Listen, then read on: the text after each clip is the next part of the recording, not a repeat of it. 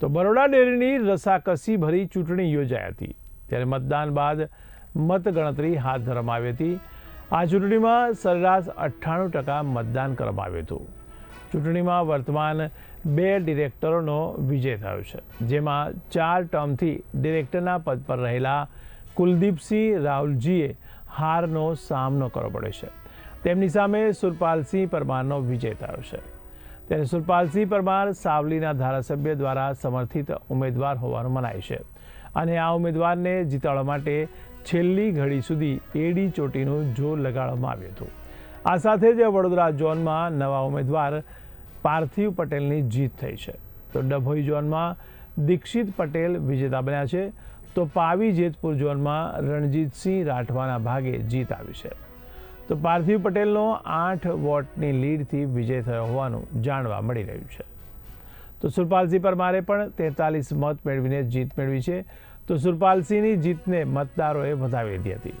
સામે સુરપાલસિંહે પશુપાલકોના હિતમાં નિર્ણય લેવાની પણ બાંહેધરી આપી હતી।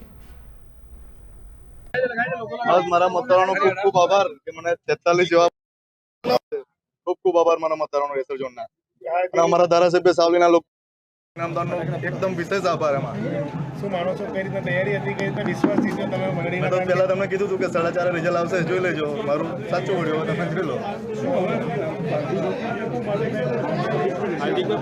મારું પહેલા પ્રાથમિકતા હતી કે જે ડેરી બંધ છે તેને ચાલુ કરવા માટે હું પ્રયત્ન કરીશ। આજથી જે પ્રયત્ન ચાલુ પ્રમુખશ્રીઓ, મંત્રીશ્રીઓ, સભાસદો અને અમારા સાથી મિત્રો આ બધાના પ્રેમ ભાવ અને સહકારથી મને જંગી બહુમતીથી વિજેતા બનાવ્યા છે।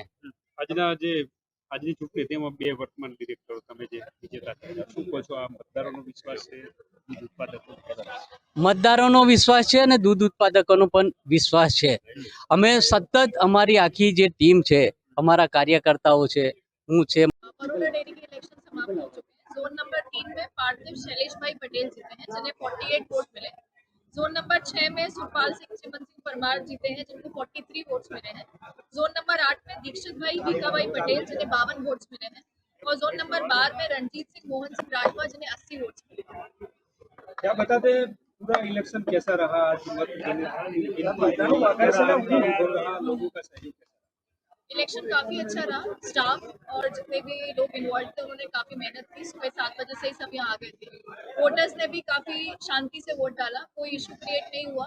उम्मीदवारों, बीएलए एजेंट्स ने भी पूरा सहयोग किया है इलेक्शन को अच्छी तरह से समाप्त करने। આજનો વિજય એ મારા ઝોનના જે પશુપાલકોના હિતના કામ કરવા માટેનો વિજય છે અને મારી ટીમનો વિજય છે અને ભારતીય જનતા પાર્ટીનો વિજય છે। કેટલી મહેનત કરવી પડી? આગળનું કમિટમેન્ટ હવે કોઈ પણ ઇલેક્શનમાં મહેનત તો માંગતું જ હોય છે અને એનું વચ્ચે જોઈને મળતું જ હોય છે।